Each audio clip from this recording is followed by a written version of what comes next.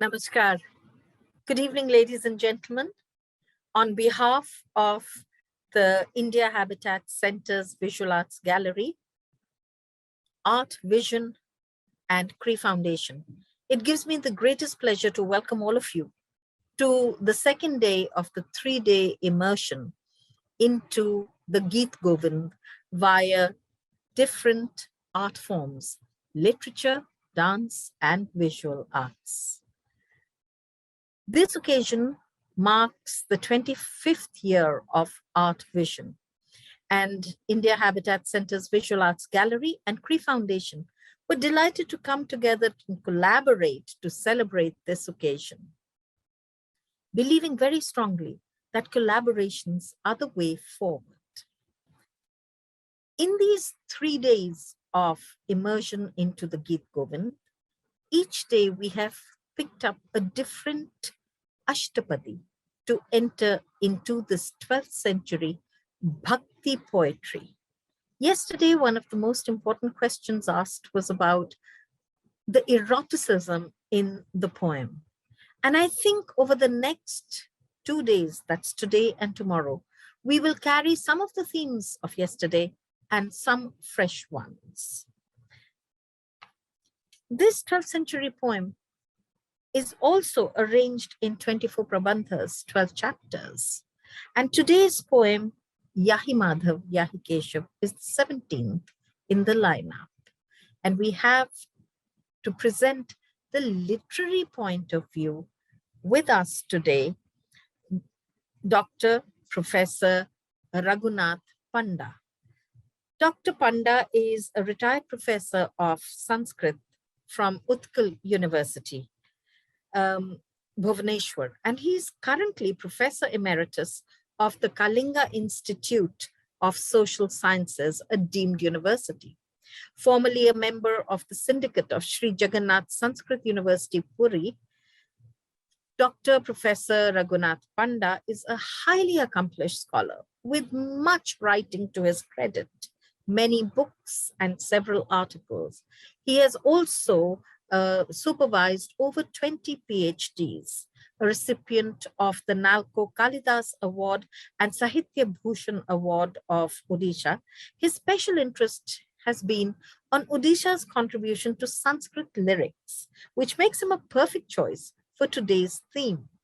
Before I welcome Professor Panda, I'd like to just mention that we will be taking questions at the end of all 3 presentations, that is the presentation on literature by Professor Panda, the presentation in dance by Dr. Eliana Chittaristi, and the presentation in visual arts by Dr. Alka Pandey. So you are requested to please put in your questions into the chat box so that we can pick up these questions towards the end and have an interactive session. And with these words, it gives me the greatest joy to welcome Professor Panda to present his paper on the 17th song of the Geet Govind, Yahi Madhav, Yahi Keshav. Sir. Om Niladri Kandaranandi Mandaralaya Banditam Bande Bandaru Mandaram Indira Mandirang Maha Shuklang Brahma Vichara Sara Paramam Adyam Jagad Vyapinim Bina Pustaka Dharinim Abhayadam Jadyandhakara Paham Haste Sphatika Malikam Vidadhati Padmasane Sansthitam Bandetam Parameswarim Bhagavatim Buddhi Pradam Saradam Same Basatu Jivhayam Bina Pustaka Dharini Murari Vallabha Devi Sarva Shukla Saraswati Hari Om. A very good evening to all the ladies and gentlemen assembled in this webinar. The introduction and the content of the webinar has been well presented by Dr. Arshia Sethi. Today, we shall take up, yesterday we had already taken up one, that is Radha in the stage of Virahotkantita and Abhisarika. Both stages have been dealt with the Ashtapadi that is Dhira Samire, Jamuna Tire, Basati Bane Banamali, and so on. Today, we have the 17th song in the 8th canto of Gita Govinda, which shows Radha in the Khandita shape of her position or a Naika, which Bharata Muni has put Ashtavidha Naika according to their romantic or erotic behavior in the drama and kavyas. So Khandita is that type of Naika when she observes that the Nayak or the hero approaches him after committing the sin of being with another woman for the whole night, and the Naika goes and longing for his company. He appears in the morning, and thus he is scolded and denounced by the heroine. She is known as Khandita Naika according to Bharata, and the following rhetoricians like Vishwanath Kabiraja in Sahitya Darpana also records the same fact. So now let us come to the Ashtapadi now. Under this context, Krishna appears before Radha in a fine morning, which was, the night was very difficult night for Radha to bear with the separation of Krishna. Now it is in Bhairavi Raga and Jati Tala. We are not very much accustomed in the Raga because musicians' duty is to do that. But manageably we can read like this. Rajani Janita Guru Jagara Raga Kasaita Mala Sanimesham Bahati Nayana Manuraga Sputa Miba Sputa Mudita Rasa Bhinivesham Hari Hari Yahi Madhava Yahi Kesava Ma Badakaita Badam Tamanusara Sarasiru Halochana Yatabaharati Visadam. Now Radha is not ready to accept Krishna. Therefore, she, in a scolding voice, with her love inside, she speaks to Krishna, bloodshot from this sleepless night of passion, listless now. That means no love for you in my mind now. Your eyes express the mood of awakened love that you enjoyed with some other person. Therefore, go away, Madhava. Go, Kesava. Leave me. Don't plead your lies with me. Kaitavavadam is pretending lies. Go after her, that Naika. O Krishna, she will ease your despair. Then, in the second pada, we can continue with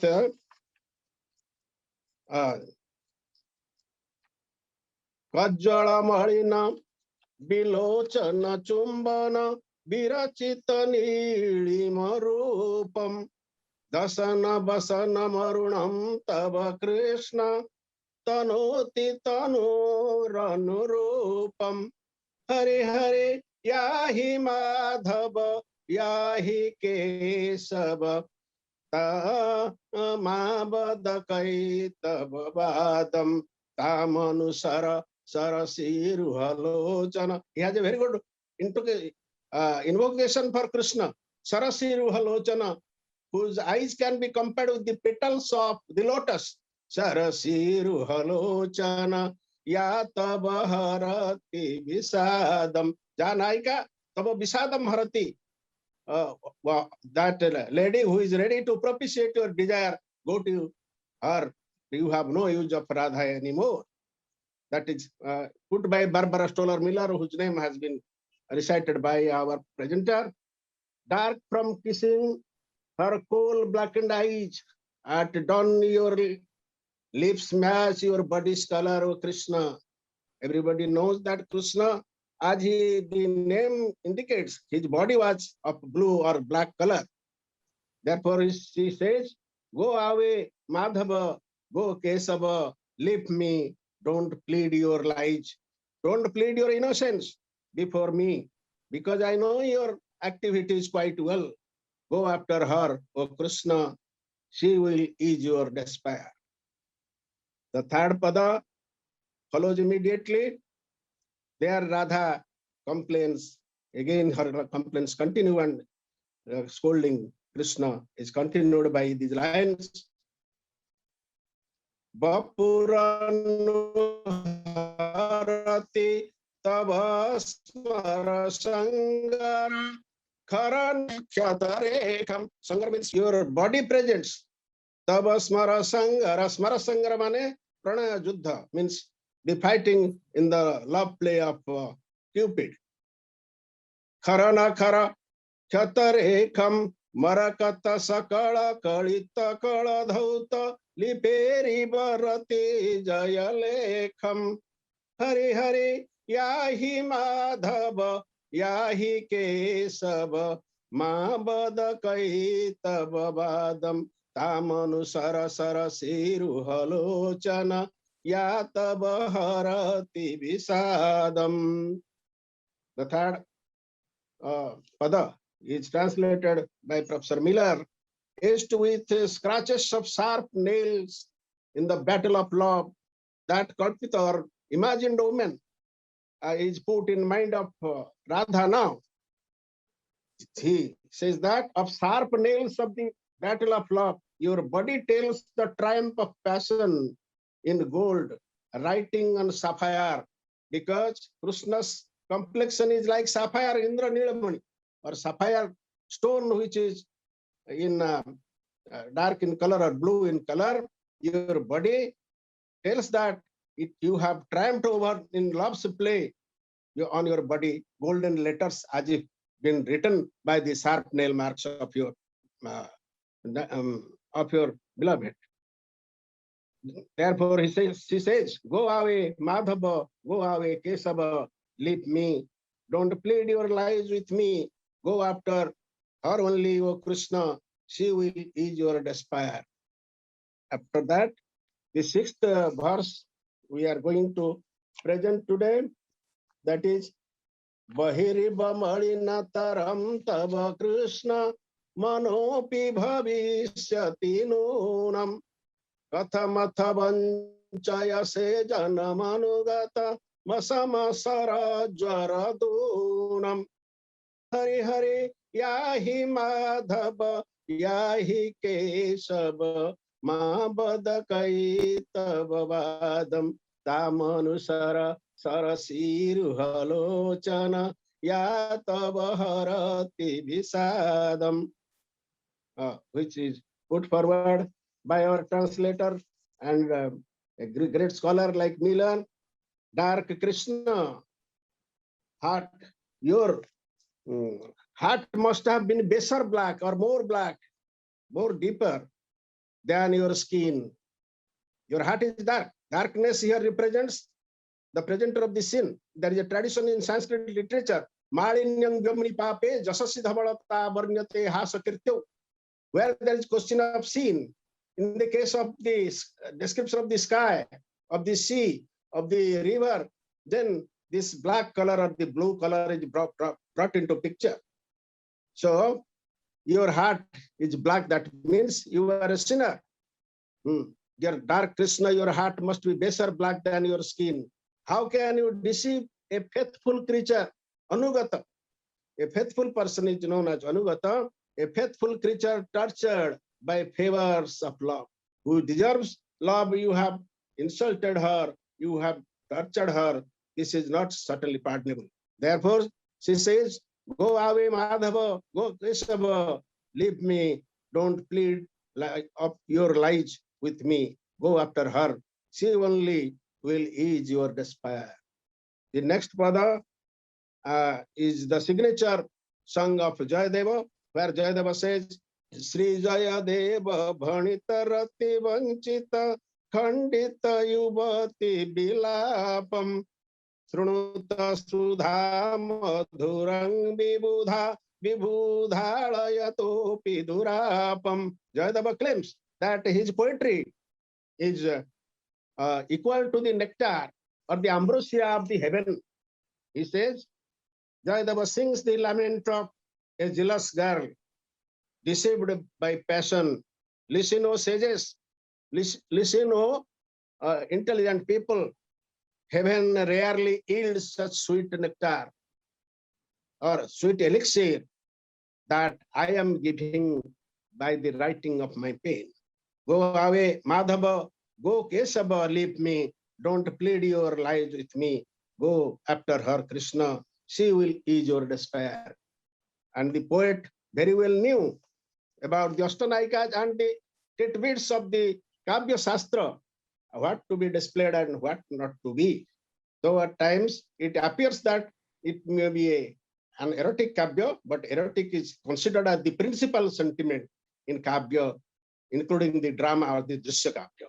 Thank you, ladies and gentlemen. Now let us see the beautiful dance of Dr. Padmasri Ileana Sitarist. Thank you all. Thank you very much, Dr. Panda. Thank you for introducing us to this Ashtapadi. We will continue exploring it through dance and the Geet Govind through visual arts. We do know, as Dr. Panda has mentioned, that probably the most popular translation is that of Barbara Stoller Miller. But you know, there are many translations of the Geet Govind as well. Starting, the English translations began from 1792 with William Jones's translation being the first. And had he not done it, we probably may not have had Goethe reading the translation of Geet Govind as the translation which was done by F.H. Dalberg, and Dalberg's translation was based on Jones's. So from 1792, there is this whole process of translating it into English and making it available to us. But we also know that from the 14th century onwards, there have been many commentaries and inspired writing from the Geet Govind. We'll talk about that maybe at a later point, maybe when we come to the question and answer. But for now, it is the time for dance. And we're going to request Dr. Ileana Chittaristi, who is herself an Odissi and Chow dancer, to say a few words. But before inviting her on, a few words about Ileana herself. Since 1979, Ileana, who hails originally from Italy, has made India her home. She has been based in Bhubaneswar, where she teaches, dances, choreographs, and writes extensively on the Odishan culture. She has written a very, very interesting autobiography, My Journey, A Tale of Two Births, which was published in 2016. And Cree Foundation was fortunate enough to present it here in Delhi, to present its launch here in Delhi. But two very important books that she has written additionally are the one that is based on her guru's, which is a biography of a guru, Guru Kelucharan Mahapatra. It's called The Making of a Guru, Kelucharan Mahapatra, His Life and Times, and her book on the traditional martial arts practices of Odisha, which was done in 2012. She has a forthcoming book coming out soon on the rituals of the Jagannath temple. Ileana, a recipient of the Padma Shri and of the National Award for Choreography in Films. It was in 1976 that she received this award for her choreography of a dance sequence using Chow, interestingly, in Aparna Sen's Yugant, I think. So Ileana and I have known each other for many years. She has been a great inspiration for a lot of us. And together we have been pushing the issue of dance and the camera and hosting festivals of dance films. Her work, when I see it, is a very interesting spectrum of the traditional, which she inherited from her guru, and the way she has extended its reach by incorporating new themes, contemporary themes, modern themes, and rarer moments of spiritual wisdom in India, as well as using related arts. Martial arts, for instance, is one form that she has used extensively, not just in Chow, in which she has been trained herself, but some other lesser known dance form, martial arts forms like Malcolm too. Today, I'm going to request her to first say a few words about this choreography that she will dance of Yai Madhav, and then let us see the dance and enter the Ashtapadi via the dance. Welcome, Ileana. Thank you. Hello to everybody, and thanks a lot, Arsha, of this extensive introduction that you have given.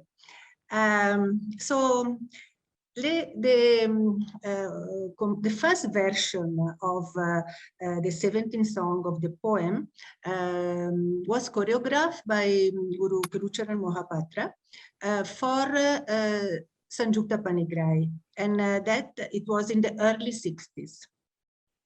By that time, the first version didn't, it was just a direct interpretation of the lyrical poem without any amplification or auxiliary bhava, as we call Sanchari bhava. By the time the composition was reached the early 80s and it was taught by, to us, Guruji had included many elements which made this composition, this choreography, so rich and interesting and deep. So one of the elements which he introduced were the answer of Krishna to the accusation of Radha.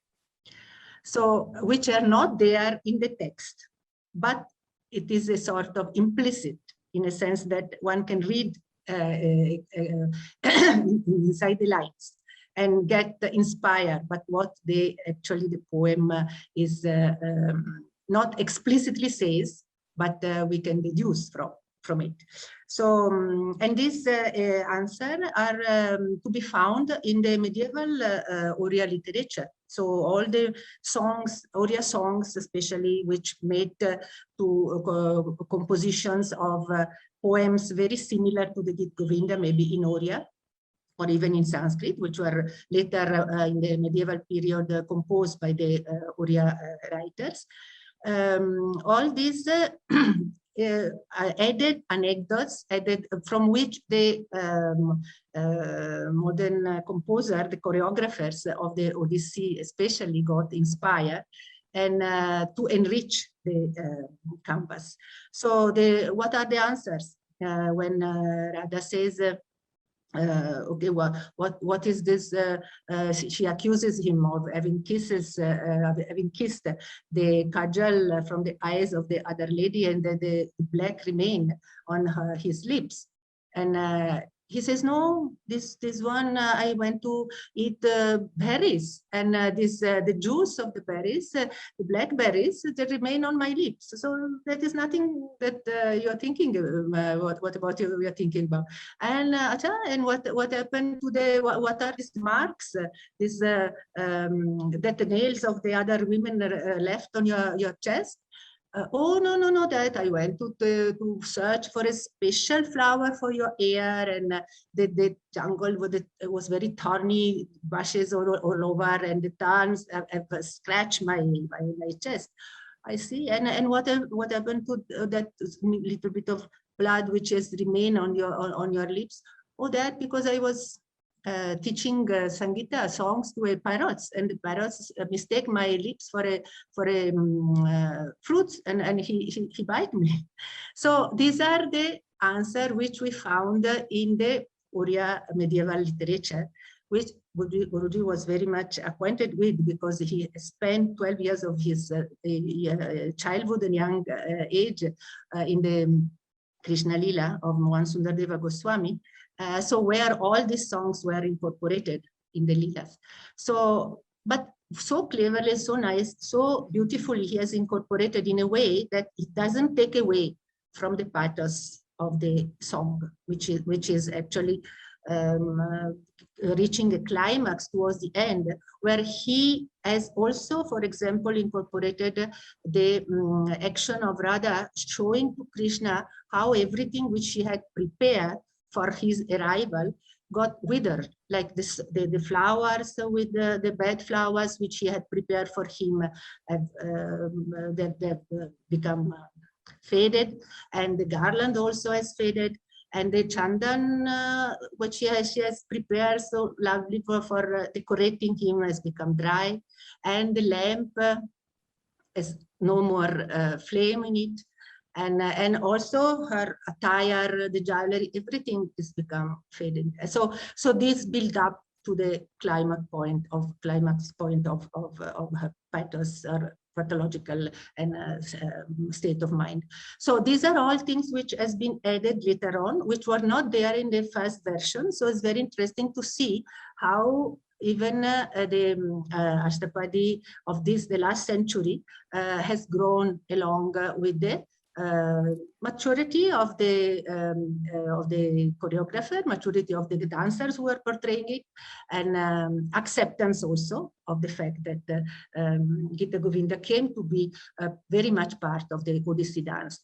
So so the version which I'm presenting, it is the one which I learned from Guruji in the early 80s, and through so many workshops being again polished and revised and polished, and I really kept it. I like to keep it as much as possible original, and it is also presented with the music track which was used by Guruji for teaching us. So this is Raga Bhairavi and Jyoti Tala, and I ask now Shushanto to put on the video. Thank you.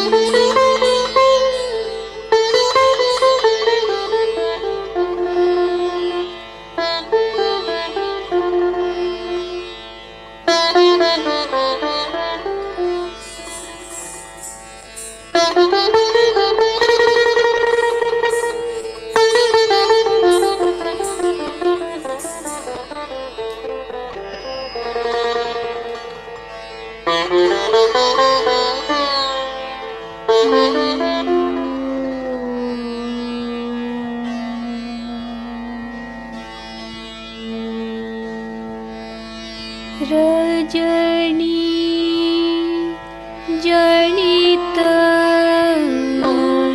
Guru Jagar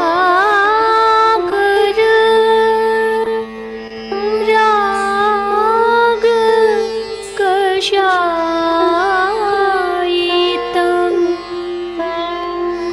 अलस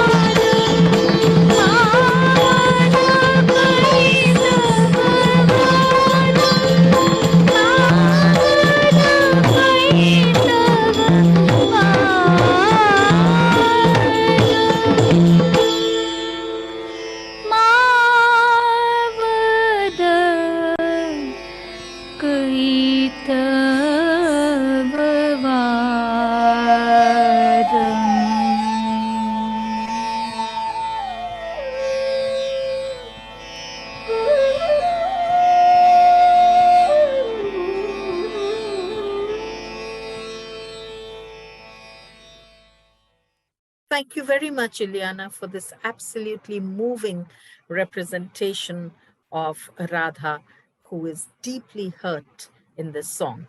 It was also very interesting to hear from you how Guruji added on the layers of the replies of Krishna, drawn from his life with in the theater, dance theater time, when he knew so much about the medieval poetry of Odisha. This has really come as a very interesting way of how organically choreographies grow. Now, we all know that the sensitivity with which the poetry has been written, the emotions that it contains, the possibilities of Sancharis, the Naika prominence, the Naika Bhed prominence, the Naika Ashtanaikas reflections, all make it ideal material for dance. And so we find Geet Govind reflected in many dance traditions of India, although it is very prominent in Odissi. So we know that we find it in Kerala, we find it in Manipuri. But I would like to suggest that possibly it was there in more dance traditions, and that over time we have lost it. Why do I say this? Is because in the 1976 Kannada film that got the national award for Kannada films, this was a film called Hamsa Geete, and it was based on a novel of T.R. Subbarao. It reflected the real life story of a Carnatic musician called Bhairavi Venkata Subbaiah. So this was actually, I think, Anant Nag's first film, and Anant Nag played the role of Bhairavi Venkata Subbaiah. In this film, there is a depiction of Geet Govind's Ashtapadis, which were danced then by Jai Lakshmi Ishwar, the Bharatnatyam dancer, and Rekha Rao, who was the actress who played the heroine's role. Now, the interesting thing is that if they were depicting the culture of 18th century Karnataka, and we have actually a representation at that moment of Tipu Sultan also, possibly there was a tradition of dancing Geet Govind there too, but we have lost it. What we have, however, a lot more are the tangible paintings. So reflecting the visual representation of Geet Govind are also the numerous folios belonging to different schools of miniature paintings, of traditional paintings, Patchitra, invitation card bears the Patchitra images, and to talk about Geet Govind in visual arts, we have with us Dr. Alka Pandey, art historian who has been a professor of Indian art and aesthetics at Punjab University for more than a decade. She has an enduring interest in gender identity and sexuality in traditional arts, and has built her work, which is a very big body of writing, more than 16 books. And believe you me, I think she's particularly prolific because she writes also quite fast. Anyway, she was a recipient of the Charles Wallace India Trust, where she during which period she conducted her research at postdoctoral research at Goldsmith University in London.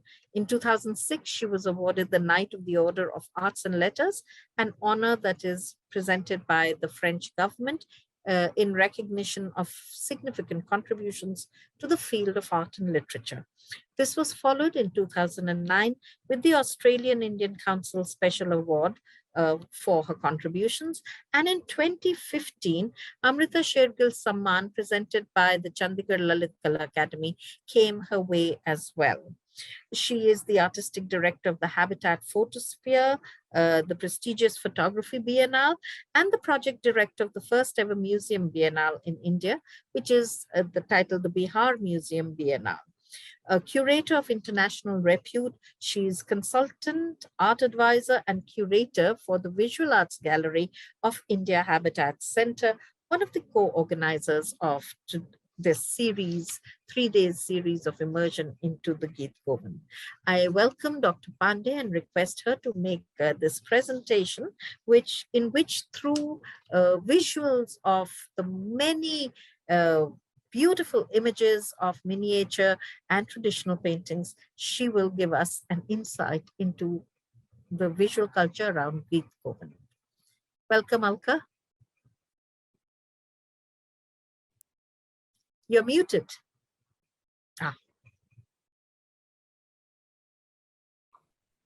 Namaskar and hello everyone. I'm delighted to be with you again in the celebration of Jayadev's Geet Govind. One of the most beautiful lyrical poetry on the celebration of the love, longing and desire, the Adbhuta Rasa of Bhakti, the divine lovers Radha and Krishna, which have been penned by Jayadev in his inimitable style. And whenever I think of Jayadev's Geet Govind, which is in Sanskrit, the wider dissemination of the poem has been done by Barbara Stoller Miller, who was a professor of Oriental Studies at Barnard College, Columbia University. Barbara Stoller Miller, has from the outside in looked at this unusual, deep, very, very intense love, sacred, divine, spiritual, even in some ways having undertones of temporal love between Radha and Krishna. Out of the 24 songs, which have 8 couplets each, that's why they're known as the Ashtapadis, Jayadev celebrates the different moods. And as I had said yesterday, the rasas, which come into the standard format of the Navarasas, which were expounded in the Natya Shastra of Bharat. The Ashtapadi, Yahi Madhava, Yahi Keshava, Mavada Kaitava Vadabam, is a beautiful kind of intensity of the love and separation, of the anguish of separation between Radha and Krishna. And again, I want to express my understanding of this Ashtapadi through the visual language of different artists, from the artists of the Pahadi Kalam, Rajasthani, the Urissan Patachitras.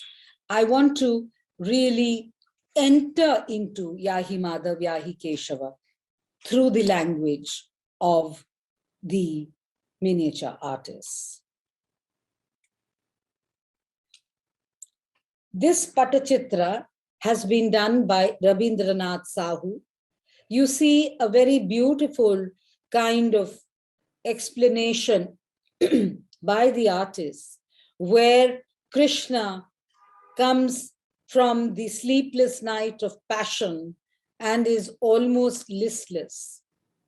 Radha is anguished at the thought of the fact that Madhav has spent the night with somebody else. She says, damn you, Madhav, go Keshav, leave me alone. Don't plead with your lies with me. And she's sitting demure in her chamber while Krishna waits outside for her. A beautiful painting from the Kangra Kalam, which again shows the relationship between Radha and Krishna. And Radha is telling Krishna, get away from me. Get away from me, you Madhav. Don't again plead with your lies with me. Go after her, Krishna. She will ease your despair. The lovely, beautiful, vibrant yellow with the deep teal green of the trees and Radha and Krishna looking as the central figures in this lovely landscape.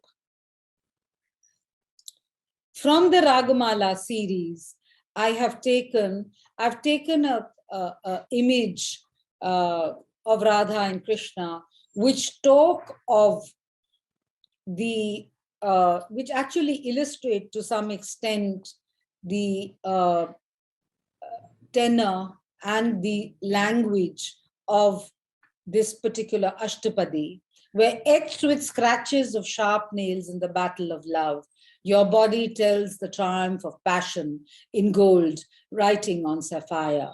So this is a beautiful image of the Rajasthani school that you see how Krishna and Radha are talking to each other. Now, this is a Kali Ghat painting, which I'm showing you. The Kali Ghat school of art, which is very different to actually the Orison and the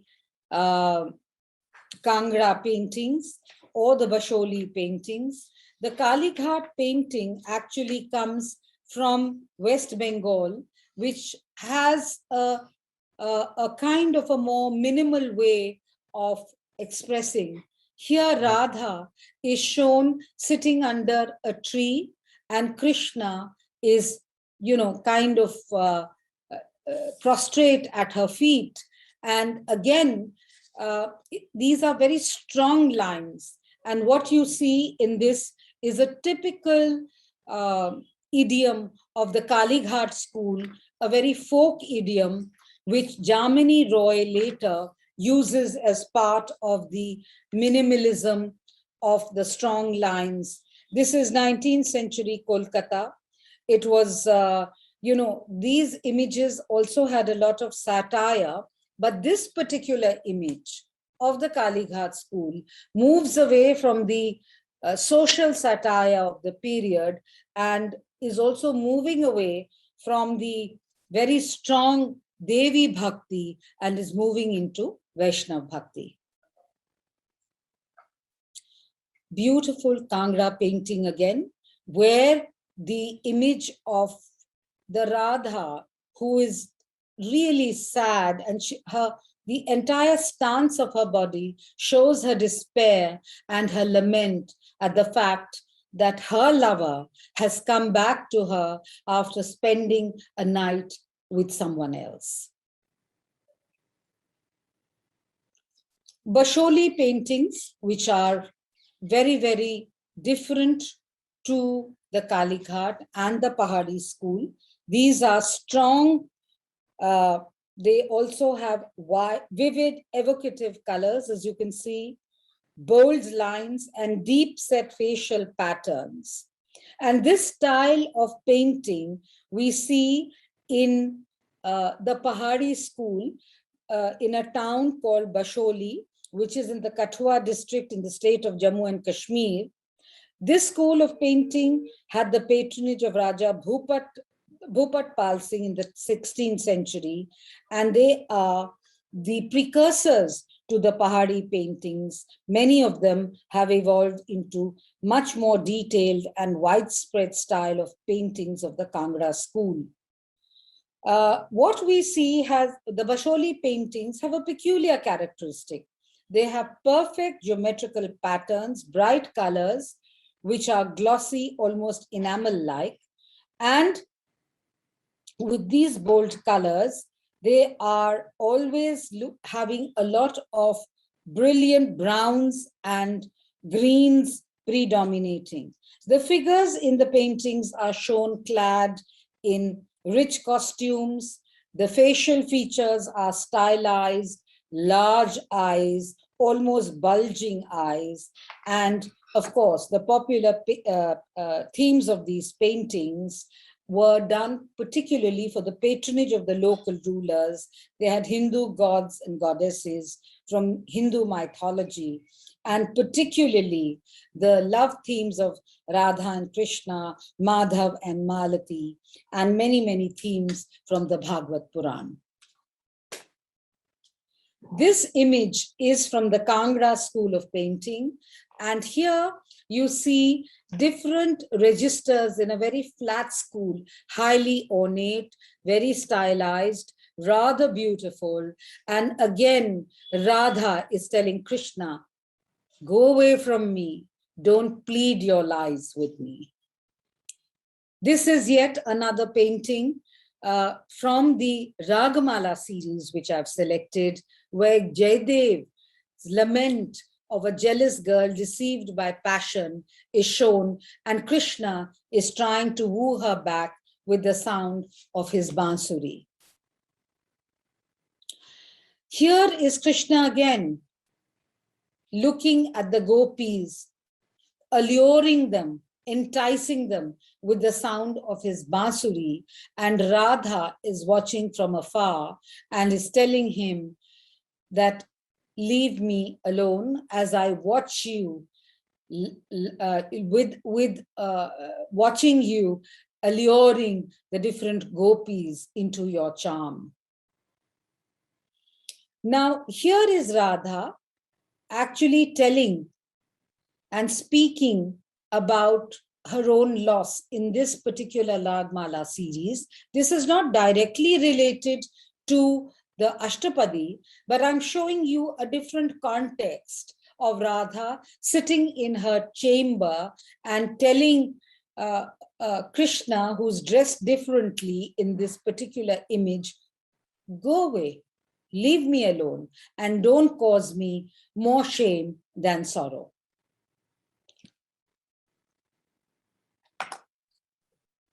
I hope you've enjoyed my looking at Yahi Madhav, Yahi Keshav, and I'm happy to respond to any questions from you. Thank you.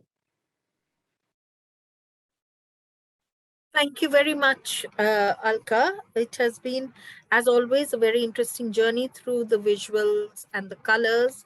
And I am almost compelled to ask you at this stage, sort of misusing my position here, to tell us a little bit about the symbolism of colors that we see very often in paintings, the fact that Radha was always sort of a golden-skinned person, and Krishna was always this dark-skinned person, the crossover dressing that we find in the visual arts from India. Would you like to tell us a little bit about that? Sure, Arshia. Am I audible? Yes. Am I audible? Yeah. Yes, Alka. Am I audible? Yes, Alka, you're fine. Okay. So just to say that, Indian art, particularly traditional and medieval art, from which I've shown you all these images, were full of symbolism. And a lot of it had to do with the availability of material as well. In the imagination and in the written texts and many, the kavya or the imagination of poets and painters, sometimes there was a sync, sometimes the poetic imagination of the artist went to another level. But Radha is always shown as fair, as beautiful and fair. Krishna is always known to have a dark skin, and he is also known as the blue god. So that's why many of the artists paint him in a blue color. And these are all, in painting is illusional, allusional, and allegorical. So there are allegories to it. It is also illusional, as I said, allusional as well. How do the artists allude to a particular motif or a divine person or a suprahuman being? And Radha and Krishna have always been suprahuman beings. They are beyond the human mortals. So they are looked upon in colors also, which are normally not used for humans, mortals. That's the way I would say that. Thank you very much.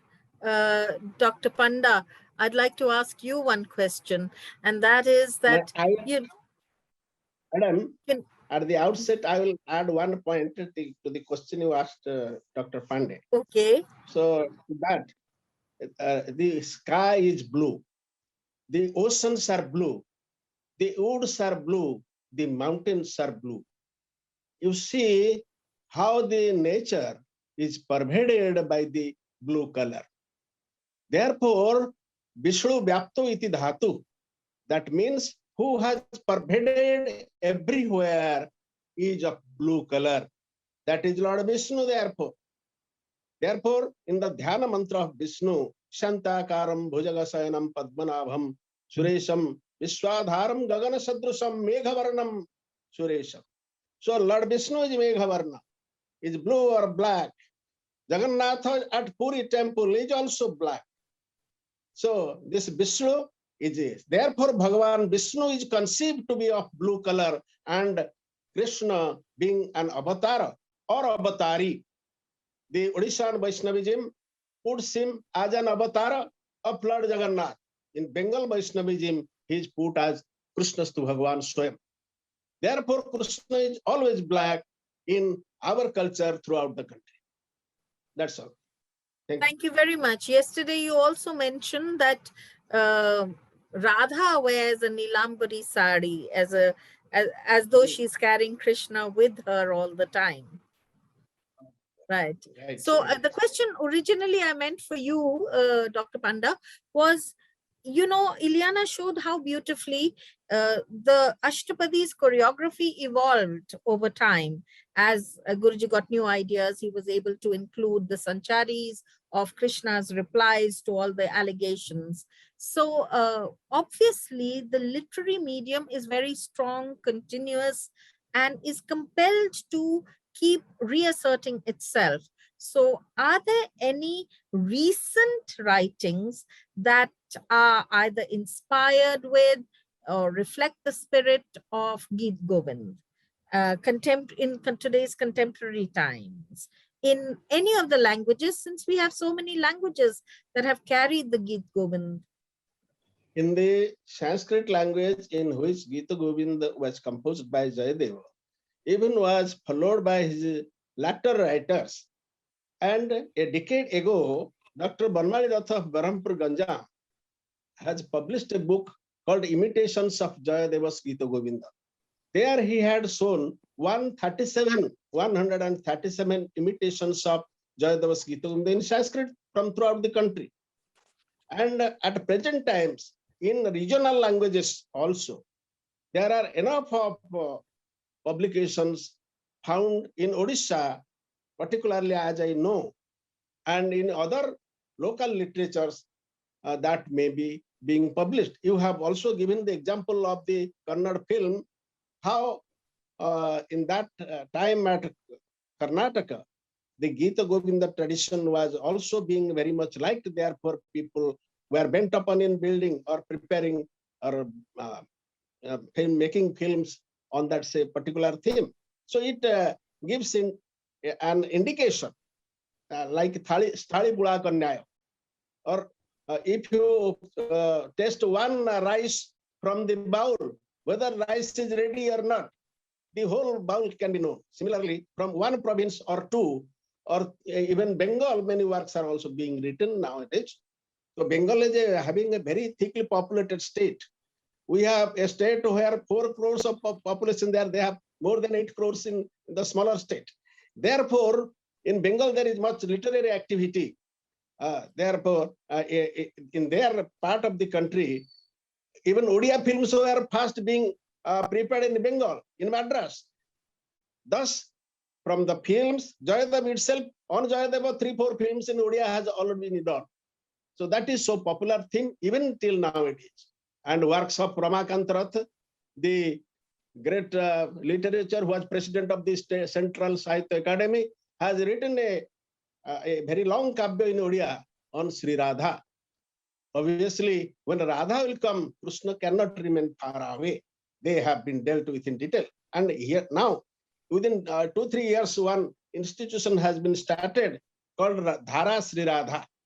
Where if from the center you read to the left, it is Sri Radha. from the left side and to the right side also it is read as Sri Radha. So their effort had also been to popularize this Radha and Krishna cult in their literature, which is a very recent publication. Thank And you. in my This book, is, sorry. my book, Contribution of Odisha to Sanskrit Literature, it contains about 250 books around. And there also I have given sufficient bibliography, what modern works are also being written on the Jayadev's Gita Govinda theme. Wonderful. Thank you so much. Ileana, can I ask you the last question then, which is that have there been some contemporary treatments to Geet Govind, or have there been the same sort of treatments? That means solo Ashtapadis or something like that?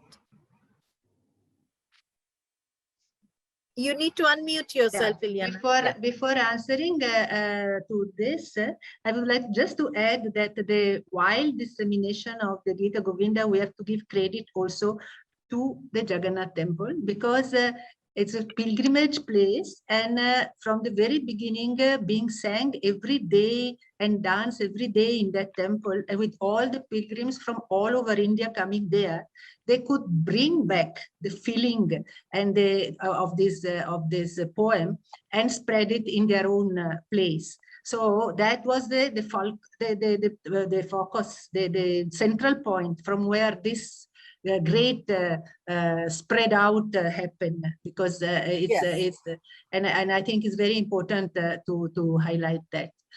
So as far as treatment, you know, I would say that I don't. Yeah, he has already mentioned that there are few contemporary work, literary work, which also have inspired some dance choreography. Some dancer has done some composition on this contemporary remake of Gita Govinda, a reinterpretation of Gita Govinda. But even the tradition, I mean, I don't know, it's so rich that every time I perform, I find something new in it. So you don't even actually have to go and search for very strange way of or interpretation to make it alive. It is it's something, is a source of inspiration which is perennial, perpetual. So it's so even when you call it's never reaching that point. So the interpretation of this Ashtapadi are renewing themselves every time for which each artist is interpreting it. So that is, I think, the strength of this poem. So actually, I have a follow-up question to that. The reason I asked you this question was because you remember there was this one very interesting treatment where you had three styles coming together. Sonal Mansingh was Radha in Odissi, and I think Lakshmi Vishwanathan was the Sakhi doing Bharatnatyam, and Kathakali was Krishna or something like that. And so that was an interesting treatment, but we actually have a very important question that's coming up, which is why are the Abhinay, male Abhinays in Geet Govind performed very little? They are also less in number. The song attributed to Krishna, then much more the one attributed to Sakhi and to Radha. But Vadasi Adi Kinchita is of course the one which is the most famous as far as Krishna's Abhinaya, and because also of not only of the meaning, the final surrender of Krishna, but also about all the folkloric and allegoric and mythological background which this Ashtapadi carries. The fact that was Krishna himself who came under the disguise of Jayadev to write the Depada Pallava Mudaram. So this makes, and I remember Guruji saying that when he was performing it as Krishna, because he was usually performing as Krishna in the Krishna Lila of Sundar Deva Goswami, he was fainting actually on the stage And in the Krishna Lila, it was not only Satvika Baba, but it was actually the tears were real, the fainting was real. So the Sundardeva Goswami would never be enough satisfied the way Krishna would portray that particular action of asking for Radha to put her foot on his head. So Guruji himself, the dancer who was portraying this in a dance drama choreographed by Guruji, he was telling that he made me repeat these things so many times, 20 times, and he was never satisfied about the way I was doing. So this is, of course, the highlight of Krishna's Abhinaya in Gita Govinda. But there are another probably 2 or 3 songs which are attributed to Krishna, and the maximum are female song with Krishna as a character like in Yahi Madhava is, but also the Saki very often interpreted, not only refers to Radha what Krishna is doing, but she is also interpreting and becoming Krishna in narrating Krishna to Radha. So the role of the male role is actually there also in the songs which are more attributed to the female character. So, you know, Ileana, if I ever danced in my life and if I were to do Geet Govind, I think the biggest challenge would be Priya Charushile. It would be, you know, it would need transgender artistry. That's at another level, but the words are the most powerful. So while there may be in numbers less poems that men can dance as such, unless they are willing to take on the challenge of transgender artistry, if they were to dance male pieces, the numbers may be less. But I think by far the most powerful piece is given to a male to perform in this. So let me just see if we have any other questions here. Kishalaya Sayana Vadasiyadi in Odissi. I'm afraid, Biswajit, if that is a question, it's sort of incomplete. But I hope we will meet you tomorrow. And we can continue this conversation again tomorrow at 7 o'clock when we meet for the third and last day of this 3-day immersion into Geet Govind. And there are no prizes for guessing which Ashtapadi is for the last day. I won't say it, but I'm sure all of you know it. So look forward to seeing you tomorrow. Panda Sahab. Actually, Professor Priyambada Mahanti Hezma, the former Vice Chancellor of Sambalpur University, is present. He is also a very famous Odisha dancer and teacher. So may we ask her a question regarding the performance of our seminar? She will be liking to speak. Yes, Priyambada ji, may we ask you to please turn on your mic and turn on your camera, and maybe we can hear from you, because yesterday after the presentation we spoke to each other, we were in contact, and she told me a very interesting story. I actually was hoping to bring that story up tomorrow, but as a prelude for tomorrow, maybe you can share with us the 2 stories, one in which the flowers are discussed, and the other one on how Kuru Yadunandan, gets its danced form. Can you come on, Priyambada ji? I think she may not be prepared for it. So anyway, I will prepare her and have her come on tomorrow to tell us this story. If it's okay by you, we will definitely have her on tomorrow then, right? Thank you very much. Thanks a lot. Thank you, so Alpha. much. I know how difficult it has been for you to be able to manage all your movements and this program. So grateful. Bye-bye. Thanks. Bye, Liana. Thank you. Bye. Namaste, Thank you. Dr. Professor Panda. Namaste. And we see you all, dear friends, tomorrow at 7 o'clock. Do remember that today's program is on the Facebook page of Art Vision, as will tomorrow's program. And yesterday's is also there. So even if you've missed us in the live thing, catch us on the Facebook page of Art Vision. See you tomorrow. Bye. Thank you. I'd like to thank the entire team of India Habitat Center that's making this technology possible for us to meet on. Bye.